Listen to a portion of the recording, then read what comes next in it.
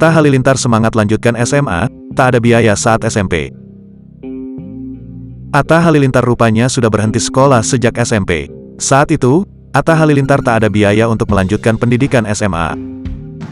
Kini, saat dirinya telah sukses dan memiliki 200 karyawan, Atta Halilintar justru semangat melanjutkan sekolahnya ke jenjang lebih tinggi. Dulu aku ada keterbatasan di rezekinya, belum bisa untuk sekolah, kata Atta, dikutip dari YouTube Cumi Cumi. Tapi kalau punya rezeki, aku sekolah sebaik-baiknya, imbuhnya. Diakui Atta, dulu dia beranggapan memiliki banyak karyawan sudah cukup membuatnya bangga sebagai lulusan SMP. Tapi ternyata pemikirannya itu tidak sepenuhnya tepat. Ternyata kalau itu kebanggaan saja, kedepannya belajar itu harus terus. Jadi selama kita masih punya waktu, insya Allah saya mau lanjut, sambungnya. Atta juga mengungkap rencananya setelah mendapatkan ijazah SMA nanti akan melanjutkan ke bangku kuliah.